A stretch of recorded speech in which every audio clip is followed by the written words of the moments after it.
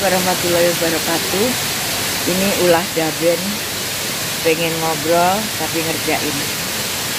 Kalau ada yang pengen tahu, mungkin saya mulai menari umur 4 tahun, kemudian belajar tanpa modal pada Empu Tari. Kebetulan sekali diketemukan dengan Pak Bagong, Ibu Maruti dan lain sebagainya. Banyak sekali guru saya. Tapi pada saat itu mungkin saya lebih di wilayah tari-tari bentuk, atau mungkin sekarang lebih dikenal dengan entertain kali ini. Kalau toh kemudian saya memberanikan diri tahun 70-an itu membuat karya, bukan karya, maksudnya menata gerak. Itu lebih sifatnya ada pesanan atau kemudian mengikuti peristiwa-peristiwa tari massal. Nah, di situ mulai saya mengenal tokoh-tokoh tari yang memang luar biasa seperti Mas Sentot, Pak Dedi. Nah, dari situlah kemudian saya mencoba memberanikan diri berbuat yang katanya sifatnya adalah lebih kehendak sendiri, membuat bukan karya-karya tapi renungan yang kemudian divisualisasikan menjadi bentuk garapan tari.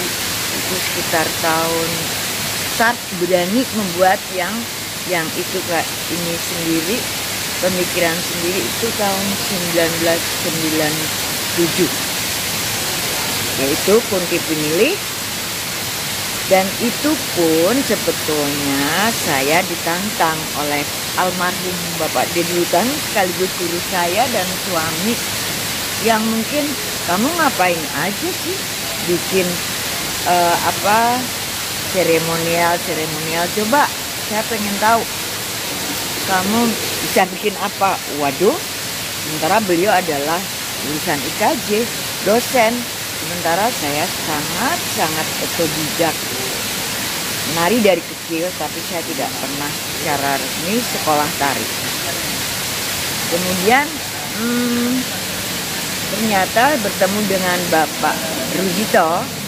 Di situ saya diajarkan dengan sederhana bagaimana proses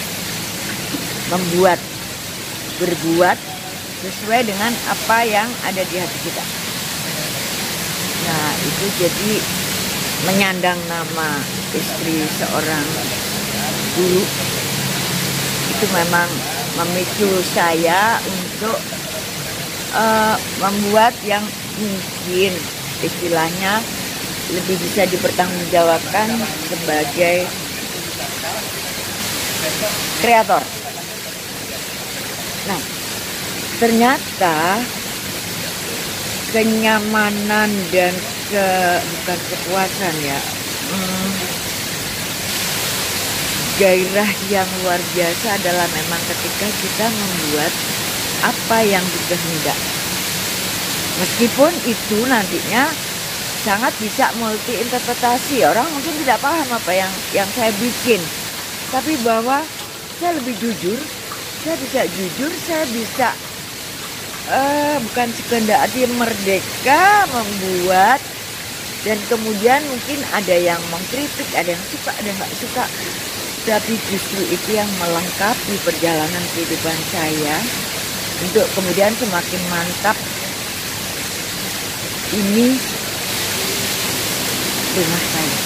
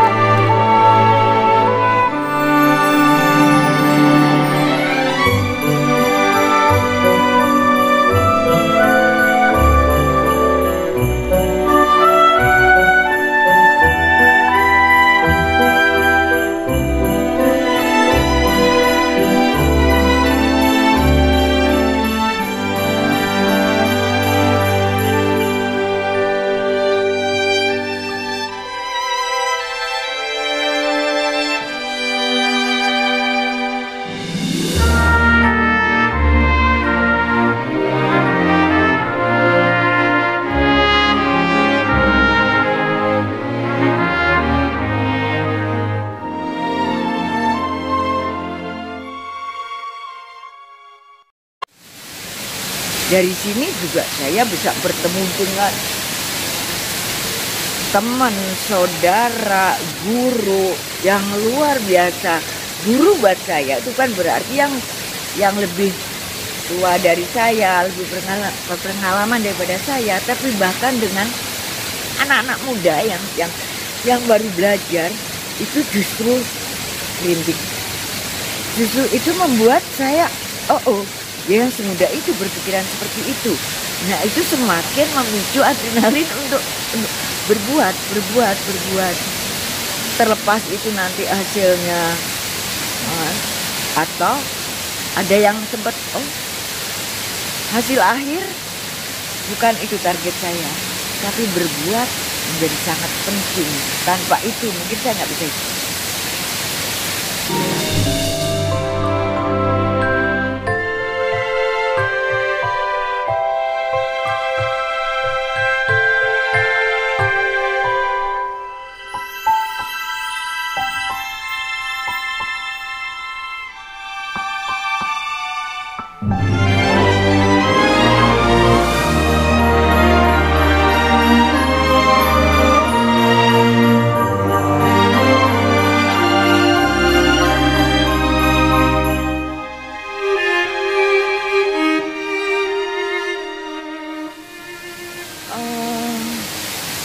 Dalam perjalanan panjang semakin saya mendapatkan banyak hal, semakin banyak dapat guru, semakin banyak dapat sesuatu yang mungkin nggak bisa saya dapatkan di sekolah atau di bidang apapun. Mulai berani berbicara, mulai berani berdialog, mulai berani misalnya ada teman membuat saya berani berkomentar meskipun belum tentu benar, karena nggak ada benar dan salah kata guru saya. Nah, berkelanjutan bergantian dengan almarhum. Kalau sekarang beliau yang bikin, tahun besok saya itu sepanjang sampai dengan tahun 2045. Bagaimana kami berdua saling melengkapi, saling membantu, saling support untuk bisa tetap berbuat. Karena menurut beliau, lo jangan ngomong kalau lo koreografer, tapi lo tidak bikin apa-apa, kata beliau. Jadi dengan banyak hal lah, kadang jual mobil kalau punya mobil, kadang apa yang ada di rumah yang itu kemudian bisa menjadi sesuatu. Buat kami benda adalah hanya titipan, tapi yang keluar dari hati yang kemudian itu bisa kita berikan kepada masyarakat untuk kita nikmatin bareng, membuat orang bisa membaca pengalaman orang lain, itu jauh lebih enak.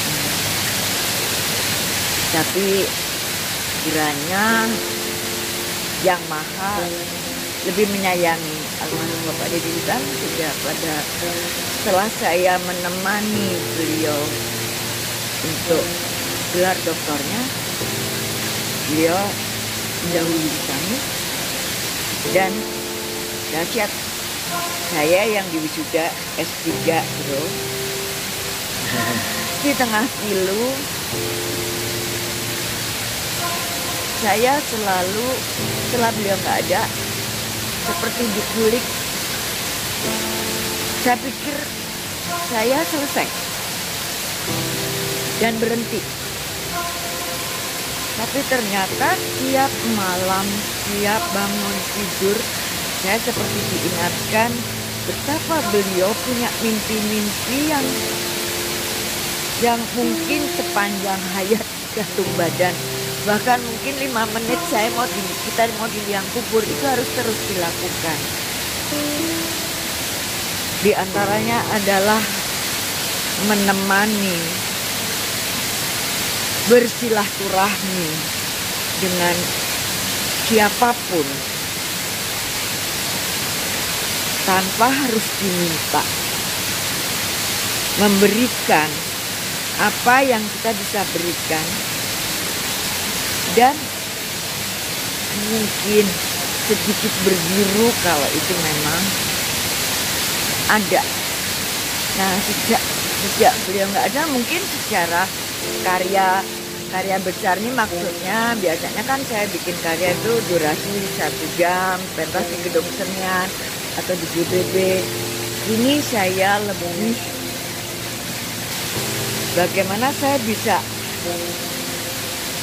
bahasanya nggak hadir ya, kalau hadir itu terlalu besar, tapi saya bisa datang ke kantong-kantong kesenian yang itu adalah milik komunitas-komunitas seni yang muda-muda maupun yang tua-tua, untuk selalu berdialog dan kemudian berbagi. Syukur-syukur kalau di situ kemudian kita bisa menemukan, menyimpulkan, tapi bahwa sederhana banget, hanya ngopi, merokok, jujur dengan apa yang kita punya, kemudian kita saling membagi.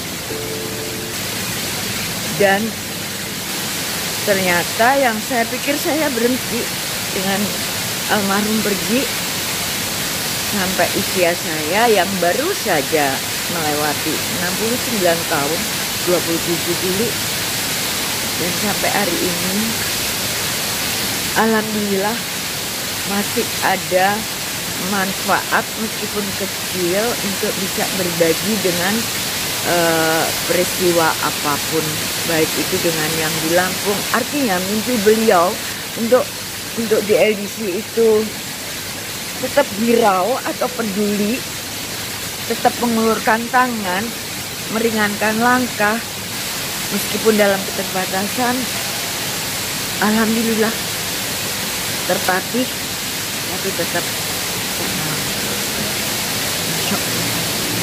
Dan mudah-mudahan ini bisa menjadi pendorong atau ngipasin anak-anak kami, cucu-cucu kami yang muda, yang eksis sekarang semakin gila dengan kesenian, untuk selalu jangan pernah takut berbuat. Selagi kamu rendah hati, jujur, ikhlas memberi, dan selagi ada niat baik, jalan itu terbentang. Saat beliau pergi, terbersit berhenti, dan sempat rumah bersama itu udah mulai, dan saya merasa berat untuk ngepening. Tiba-tiba teman sejawat yang selalu dekat mengatakan, "Mbak, biarkan roboh, tapi api itu tetap harus menyala." Menurut saya kayak diingetin bahwa GLDC belum selesai menjalankan mimpi beliau. Jadi dari situ kemudian bungsu saya, Mas, Bu, yuk melakukan, karena selama ini setelah Bapak nggak ada, saya lebih sering misalnya contoh kecil memberikan workshop di kantong-kantong kesenian.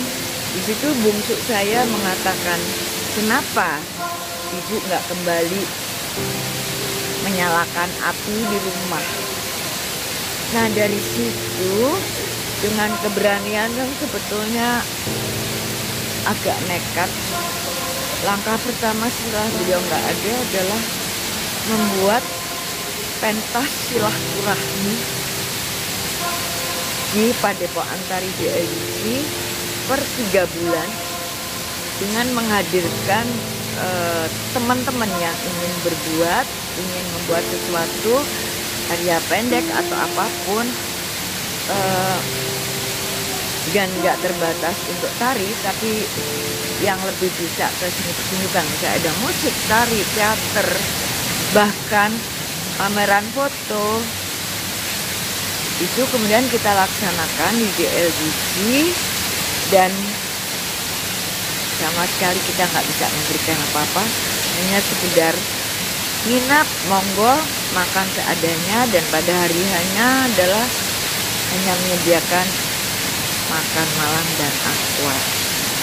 Tapi mereka hadir sendiri, menarik sampai dari luar kota, dari Jogja, terus Mas Pulung, Nani Topeng Losari, kemudian dari Solo, Banyumas, Lampung, dan ternyata itu berjalan sampai yang keempat. Dan mulai teman-teman ternyata merindukan, Mbak, yang berikutnya saya ya, Mbak, yang Mbak, ini menarik. Dan mereka butuh, meskipun hal yang sederhana, tapi yang memang kami tidak menjanjikan apa-apa, hanya setelah mereka pentas bareng, kita kemudian ngobrol. Dan di antara ngobrol itu tentunya kami mencoba dengan santun memohon kesediaan para guru-guru kita yang sudah jauh lebih berpengalaman tentunya, misalnya Bu Julian, Bapak Yanica, Bapak Rijal Siagian, terus tokoh apapun. Jadi tidak, buat kami sekarang bahwa dunia tari yang saya tekunin tidak berbatas. Di situ kami lebih bisa bersilaturahmi dengan siapapun. Itu yang pertama. Tapi kemudian hadir pandemi. Pada saat sudah sekitar 8 bulan di pandemi itu mulai menggebu apa yang harus kami lakukan. Kembali Pulung itu datang. Ada anak-anak muda yang ingin belajar bagaimana memperdayakan kamera itu untuk bisa mengambil sesuatu dari garapan tari. Wah, di LGC nggak punya duit. Tapi uluran tangan ini yang luar biasa. Dan ya, saya nekat. Saya nggak ngerti apa itu virtual. Ngertinya ya kita lihat di kamera atau kita di panggung. Maka jadilah karya kamera, aku nggak berani ngomong itu karya virtual atau apa, yang kemudian kita sebut lakumu.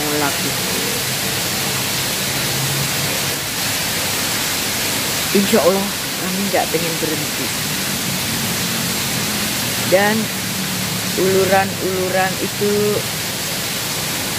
alhamdulillah hadir selalu, meskipun kami tidak punya apa-apa lagi, kecuali ya ruang,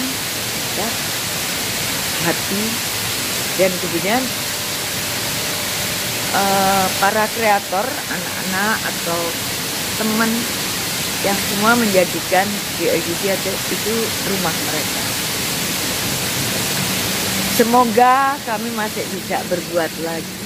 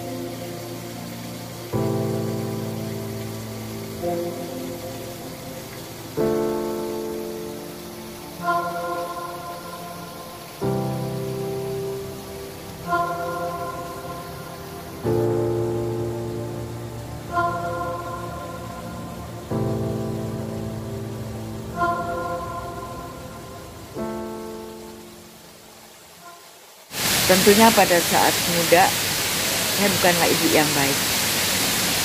Baik dalam artian seperti ibu-ibu yang lain dengan sepenuh hati ngopainin anak-anak saya, anak-anak kandung. Tapi justru itu yang membuat saya jadi bikin karya, karena dari kekurangan saya. Contoh ibu yang baik, ibu yang ambisi, nah itu. Nah, alhamdulillah anak-anak saya memahami langkah ibu dan bapaknya. Meskipun tidak ada satupun yang mungkin istilahnya melanjutkan perjalanan kami di wilayah Sumbar. Tapi mereka adalah supporter yang luar biasa, energi yang luar biasa, dan selalu mensupport apapun yang saya lakukan hingga sekarang. Berharap anakku, kalau toh dia tidak menjadi pelaku, tapi dia selalu memberikan kepeduliannya kepada dunia seni, sekecil apapun. Kemudian saya juga punya anak banyak sekali, dan mereka selalu bukan bertanya, berbagi. Dan saya selalu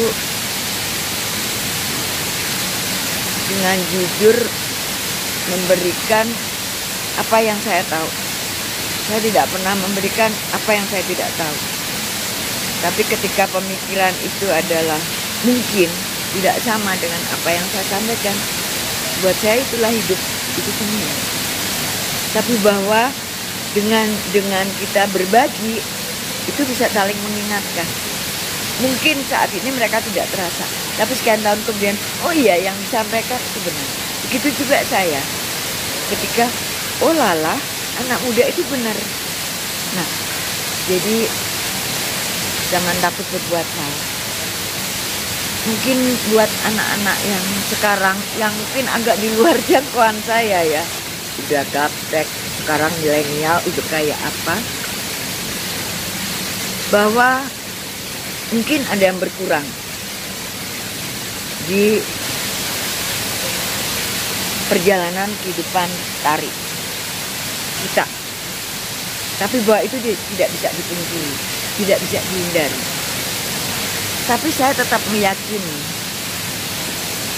lewat pesan, berjalanlah sejauh kamu mampu, tapi jangan lupa berpaling. Jangan lupa bahwa kamu punya akar yang luar biasa. Tapi lakukan apa yang menurut kamu itu indah. Dan tidak ada yang salah. Saya hanya titip yang di belakang. Itu bukan berarti terbelakang. Depan tidak akan disebut di depan kalau tidak ada belakang. Dari mana kamu berjuara dan hendak kemana kamu sendiri. Lakukan dengan hati. You.